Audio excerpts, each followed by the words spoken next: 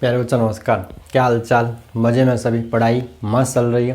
तो मैं महेश शर्मा आप सभी का बहुत बहुत स्वागत करता हूं। और आज हम पढ़ेंगे छोटा सा और एक इम्पॉर्टेंट टॉपिक। अगर आप साइंस में हो तो आपके लिए इम्पॉर्टेंट है। पढ़ाते वैसे 11th क्लास में, लेकिन आप चाहे 11th क्लास में हो, चाहे 12th क्लास में हो, चाहे कहीं भी हो, अगर आप साइंस में हो तो आपके लिए इम्पॉर्टेंट है। टॉपिक का नाम है साइंटिफिक नोटेशन और इसी से रिलेटेड टॉपिक है ऑर्डर ऑफ मैग्नीट्यूड। हिंदी में इसको बोलते हैं वैज्ञानिक संकेतन, परिमाण की कोटि। होता क्या है, तो ये आपने 7वीं 8वीं 7th 8th क्लास में पढ़ रखा है संख्याओं के मानक रूप के नाम से। इसमें करते क्या अपन, आपने देखा होगा साइंस के अंदर या बुक के अंदर जो डेटा लिखे होते हैं, जैसे 1.6 इंटू 10 की पावर -19 या 9.1 इंटू 10 की पावर -31, ऐसा डेटा आपको इन घात के रूप में 10 की घात इन संख्या और 10 की घात के रूप में आपको डेटा संख्या लिखी हुई मिलती है। तो ये होता है वैज्ञानिक संकेतन, संख्याओं का मानक रूप। परिमाण की कोटि क्या होती है इसको अपन सीखेंगे।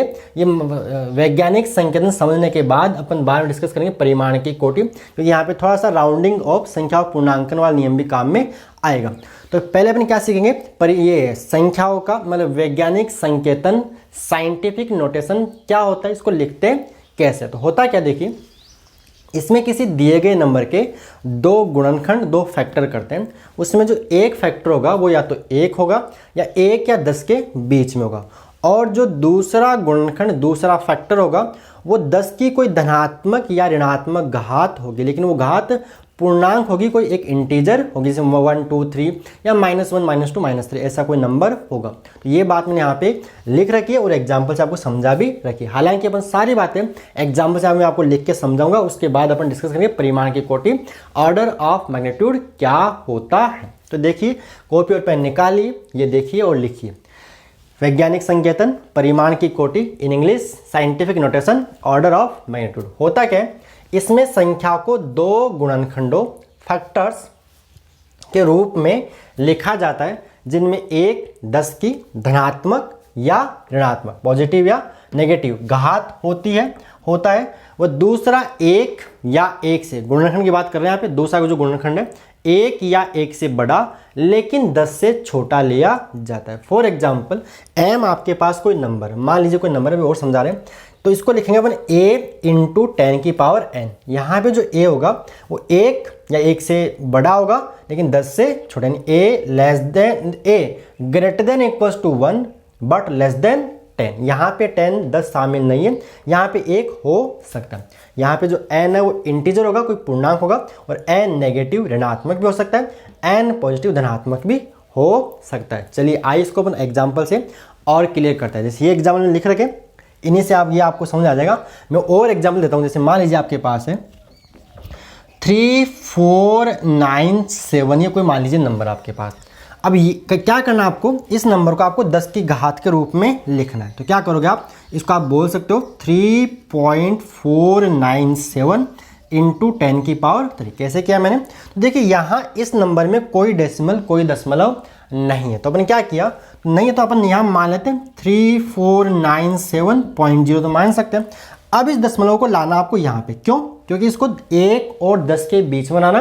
तो 3.4 जो नंबर है वो 1 और 10 के बीच में ही आता है, 3.4।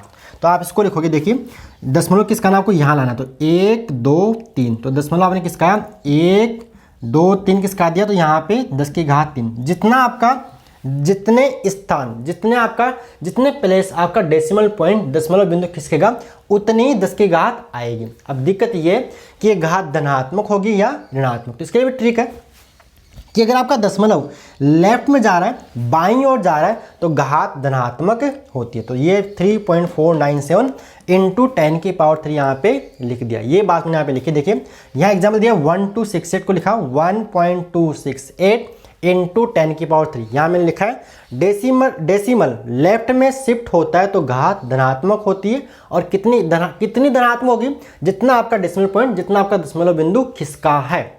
तो हो गया। चलिए एक एग्जांपल और लेते हैं। इसे यहाँ तो डेसिमल अपन यहाँ अज्यूम कर लिया, मान लो कि दूसरे में डेसिमल हुई, जैसे फॉर एग्जांपल 249.8 मान लीजिए नंबर है कोई। अब आपको लिखना है इसमें, ये जो नंबर आपको 1 और 10 के बीच में बनाना है। तो देखिए ये दशमलव को उठा के लाओ आप, 1 और 2 यहाँ ले आओ, तो बनेगा 2.498 इंटू 10 की पावर 2। बोलो क्लियर है। दशमलव यहाँ से यहाँ लाए तो कितने स्थान, 1 और 2। अब दशमलव किधर किसका है, लेफ्ट में, बाईं ओर किसका है, तो घात क्या होगी, धनात्मक। अब देखिए 10 की घात 2 का मतलब क्या होता है, 100 होता है। आपको समझा थोड़ा सा और, तो 2.498 को जब आप 100 से गुणा करोगे, 10 की घात 2 का मतलब क्या होगा, 100, तो गुणा करोगे तो वापस क्या आएगा, 2/100 से गुणा करने पर दशमलव 2 स्थान दाईं ओर खिसक जाएगा। तो ये आपका बन गया वापस से ये। तो ये होता है वैज्ञानिक संकेतन, ठीक है। हाँ, बुक में देखो जो नंबर होता है जनरली 2 नंबर तक या 3 तक ही होता है, क्योंकि उसमें पूर्णांकित किया होता है। पूर्णांकित कैसे करते हैं वो भी अभी आपको समझा देंगे। बोलो बात क्लियर है।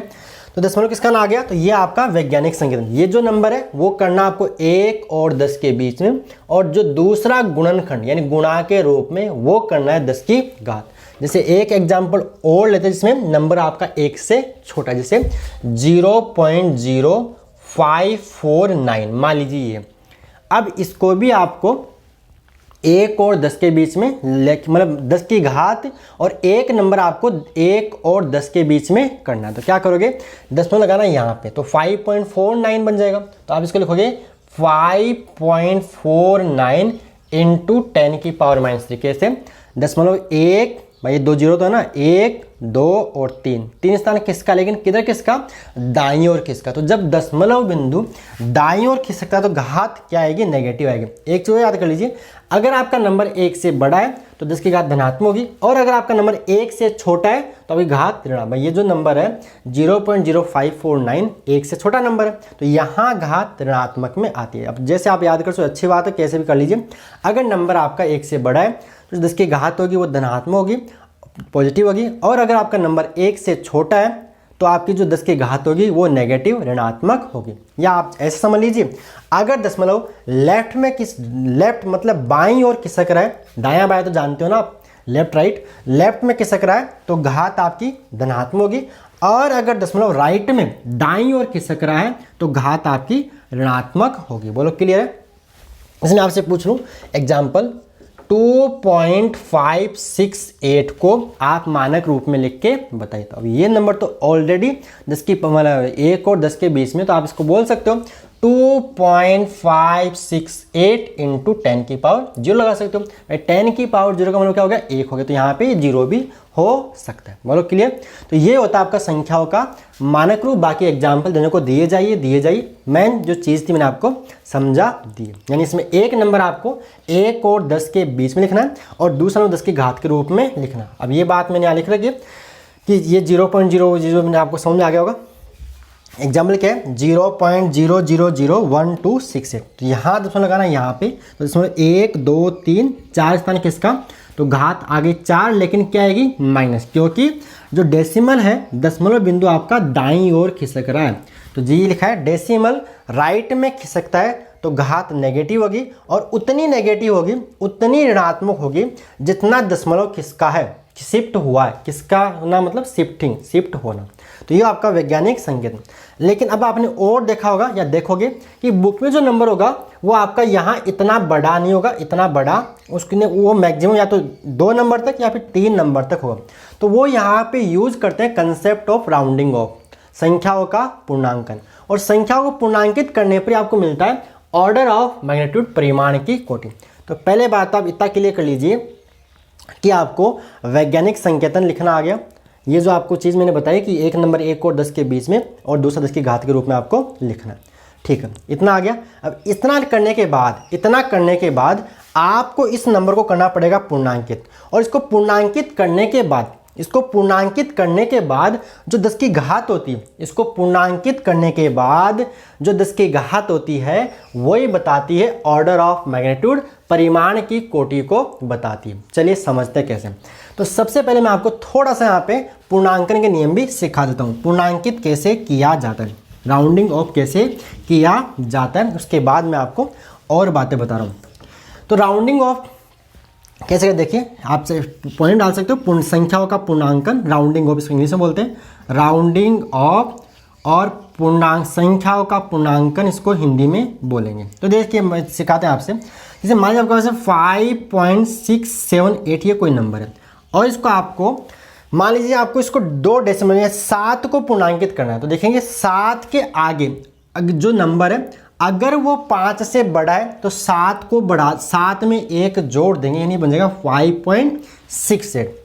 जैसे 5.674, 7 को पूर्णांकित करना है, 7 के आगे वाला नंबर अगर 5 से छोटा है तो इसको कोई चेंज नहीं करेंगे, इसको 5.67 ही कर देंगे। 5.67 इसको 5.68 कर देंगे। ये होता है आपका संख्याओं का पूर्णांकन। अगर जिस अंक को पूर्णांकित करना है उसके आगे वाला अंक 5 से बड़ा है तो इसमें 1 बढ़ा देंगे, यानी 5.68 हो जाएगा। ये बात हमने छोटी क्लास में कर रखी है। 5.674 है, 7 को पूर्णांकित करना है तो 7 के आगे वाला नंबर देखेंगे, अगर वो 5 से छोटा होगा तो उसको हम कोई चेंज नहीं करेंगे। लेकिन दिक्कत ये होती है कि मान लीजिए जिस अंक को पूर्णांकित करना है उसके आगे वाला अंक ना 5 से बड़ा हो ना 5 से छोटा हो, केवल 5 ही आ जाए तो क्या होगा। तो उसमें देखते हैं कि इसके आगे कोई नंबर है, मान लीजिए आगे कोई नंबर, मान लो 7 को पूर्णांकित करना है और 7 के आगे 5 है, तो देखेंगे कि 5 के आगे कोई नंबर है या नहीं। मान लो नंबर है, अगर नंबर है तो इसको 1 बढ़ा देंगे, अगर नंबर है तो इसको 1 बढ़ा देंगे। चलिए ठीक है। फिर मान लीजिए 5.675, मान लो 7 को पूर्णांकित करना है लेकिन 7 के आगे कोई अंक नहीं, या मान लीजिए 0 या 0। तो इस केस में देखते हैं कि जिस अंक, भाई 7 को पूर्णांकित करना है, इसके आगे 5 है और 5 के आगे कोई अंक नहीं है, मतलब 0 है। तो देखते हैं कि जिस अंक को पूर्णांकित कर रहे हैं वो सम है या विषम। अगर विषम है तो इसको 1 बढ़ा देते हैं, अगर विषम है तो इसको 1 बढ़ा देंगे। यहीं पे मान लीजिए 5.645 ये, और यहाँ पे 0 मान लो 4 को पूर्णांकित करना और 4 के आगे 5 है और 5 के आगे कोई अंक नहीं है, तो देखते हैं कि जिस अंक को पूर्णांकित करना है वो सम है, मीन्स इवन है या ओड है। तो यहाँ पे क्या है, इवन है, सम है, तो इसको इसमें कोई चेंज नहीं करते, इसको 5.64 ही रखते हैं। तो यही आपके होते हैं राउंडिंग ऑफ संख्याओं के पूर्णांकन के नियम। हालांकि एक बार अपने एक चीज़ दोबारा डिस्कस और करेंगे, जब हम सार्थक अंक सिग्निफिकेंट फिगर्स पढ़ेंगे उस टाइम ये बातें आपको काम में आएगी, उस टाइम मैं आपको और बता दूंगा। अभी आप शॉर्ट में था समझिए, बाकी नियम यही है, वहाँ भी ये बताएंगे नियम जो मैंने बोले यही नियम, बाकी एग्जाम्पल चेंज हो सकते हैं। तो ये होता है संख्याओं का पूर्णांकन। क्लियर है? तो आप एग्जाम्पल नोट करो। ये रूल जो ये पूर्णांकन है पूरा मैंने आपको समझा दिया। राउंडिंग ऑफ करना इसे ही बोलते हैं। तो आप इसको एक बार पॉज करके इसको आप नोट कर लीजिए, ठीक है। इसके बाद हम सीखते हैं ऑर्डर ऑफ मैग्नीट्यूड, परिमाण की कोटि क्या होती है। चलिए स्टार्ट करते हैं। चलिए मान लीजिए जैसे मान लीजिए ये नंबर आपके पास कौन सा वाला, आगे हम क्या कर रहे हैं, परिमाण की कोटि, ऑर्डर ऑफ मैग्नीट्यूड। जैसे मान लीजिए आपको 3.497 है, इसकी मान लीजिए जैसे एग्जाम्पल वो ले लिया मैंने वापस, एग्जाम्पल 3497। तो सबसे पहले इसको किस में लिखा, मानक रूप में लिखा। क्या लिखोगे, 3.497 इंटू 10 की घात 3 है। अब देखिए इसको करना है पूर्णांकित, इस 4 को करो पूर्णांकित, तो आप क्या कर सकते हो, देखिए इसको आप 3.5 इंटू 10 की घात 3 बोल सकते हो। भाई 4 है, 4 के आगे अंक 9 है जो 5 से बड़ा है, और अपन 4 को राउंडिंग और पूर्णांकित कर रहे हैं, तो 4 के आगे वाला अंक 5 से बड़ा है तो इसमें 1 बढ़ा देंगे, तो 3.5 इंटू 10 की पावर 3। अब बात आती है इसकी परिमाण की कोटि। तो ये जो 10 की घात होती है वही परिमाण की कोटि होती है। लेकिन यहाँ पे थोड़ा सा इसको भी ध्यान में रखना, अगर ये वाला नंबर 5 से छोटा है, अगर ये नंबर 5 से छोटा है तो इसकी जो कोटि होगी, इसका जो परिमाण की, इसके जो परिमाण की कोटि होगी, ऑर्डर ऑफ मैग्नीट्यूड होगा, वो कितनी होगी, 3 होगी। 10 की घात ये 3 है, ये 3, 10 की घात 3 है, 10 की घात 3 है। ये इस घात को ही बोलते हैं परिमाण कोटि। क्लियर? जैसे फॉर एग्जांपल जैसे आपकी स्पीड ऑफ लाइट है, स्पीड ऑफ लाइट के 3 इंटू 10 की घात 8 होती है। 3 10 की घात ये होती है स्पीड ऑफ लाइट, याद है 10th क्लास में। प्रकाश का जो वेग है, थोड़ा सा यहाँ पे गलती, मैं 3 लिखूँगा इसको। मैंने क्या बताया, इसको 10 की घात के रूप में लिखने पर जो 10 की घात होती है ये इसका ऑर्डर होता है। 10 की घात इसको 3, यानी इसका जो ऑर्डर है वो 10 की घात 3 है। नहीं समझ आया? अगला एग्जाम्पल देखिए, जैसे स्पीड ऑफ लाइट, प्रकाश का वेग है, वो 3 इंटू 10 की घात 8 मीटर पर सेकेंड होता है। तो इसका जो देखिए ये जो नंबर वो तो ऑलरेडी 5 से छोटा है, तो आप इसको छोड़ सकते हो। तो इसका जो ऑर्डर होगा वो 10 की घात 8, यानी लगभग अप्रोक्सीमेटली ये 10 की घात 8 के आसपास है। इसकी जो रेंज है या जिसमें लाई करन या जिसके आसपास जो स्पीड ऑफ लाइट, प्रकाश का वेग है, वो 10 की घात 8 मीटर पर सेकेंड के आसपास है। ठीक है, होता ही आसपास के, तो एग्जैक्ट पता ही अपने को। कोटि समझ आई है? नहीं आई कोई बात नहीं। एक एग्जाम्पल, जैसे मान लीजिए आपके पास इलेक्ट्रॉन का द्रव्यमान है 9.1 इंटू 10⁻31 किलोग्राम, यही है। अब देखिए आपको बताना इसकी परिमाण की कोटि। तो देखना आपको इस नंबर को पूर्णांकित करने के बाद, यहाँ मैंने नंबर ऐसा लिया है कि वो पूर्णांकित है, यहाँ पूर्णांकित नहीं था, अपने पूर्णांकित किया था, यहाँ ऑलरेडी पूर्णांकित है। 9.1 इंटू 10⁻31 किलोग्राम की आपको ऑर्डर ऑफ मैग्नीट्यूड परिमाण की कोटि बतानी है। तो क्या करेंगे अपन, देखेंगे ये नंबर अगर 5 से छोटा होगा इसको छोड़ देंगे, लेकिन ये नंबर अगर 5 से बड़ा है तो 5 से बड़ा तो आप इसको 10 के आसपास मानोगे, इसको आप 10 के आसपास। भाई देखिए ये नंबर 5 से छोटा है तो एक क्या, मैं इधर क्या है रेंज क्या है इसकी, 1 से लेके 10 तक। अगर 5 से छोटा है इसको 1 मान लेंगे, और 5 से बड़ा है 5 या 5, 5 या 5 से बड़ा, 5 या 5 से बड़ा है तो इसको हम 10 मान लेंगे। वैसे समझ लीजिए 9.1 लगभग किसके पास में, 10 के आसपास, 10 के आसपास ये, तो आप इसको 10 इंटू 10⁻31 कर सकते हो। अब 10 की घात 1 या घात -31, तो आप इसको लगभग 10⁻30 किलोग्राम बोल सकते हो। तो ये होता है, यानी संख्याओं को मानक रूप में लिखने के बाद और पूर्णांकित करने के बाद जो 10 की घात होती है वही बताता है ऑर्डर ऑफ मैग्नीट्यूड परिमाण की कोटि। इसका मीनिंग ये है कि जो इलेक्ट्रॉन का द्रव्यमान है वो कहीं ना कहीं 10⁻30 किलोग्राम के आसपास होता है। 10⁻30 उसकी रेंज है कि इसके आसपास लाइक है, इसके आसपास होता है।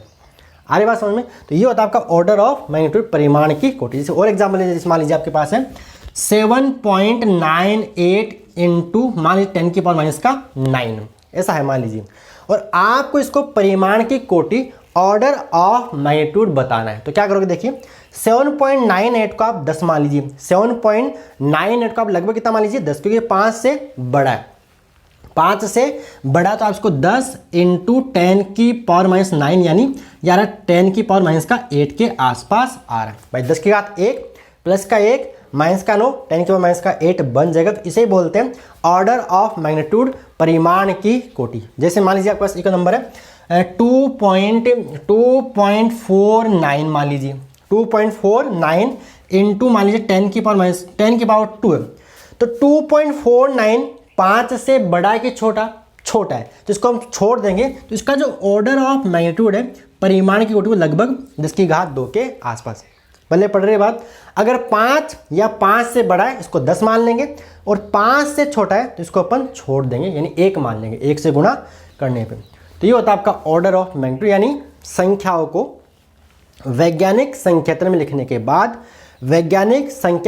बाद, लेकिन पूर्णांकन का भी ध्यान रखना है, जो 10 की घात होती है वही परिमाण की कोटि ऑर्डर ऑफ मैग्नीट्यूड को बता दी। ये बातें न्यूमेरिकल्स में आती है कि इसकी कोटि क्या है, ये किस कोटि का है, इलेक्ट्रॉन का द्रव्यमान किस कोटि का होता है। तो इलेक्ट्रॉन का द्रव्यमान 10⁻30 कोटि का होता है।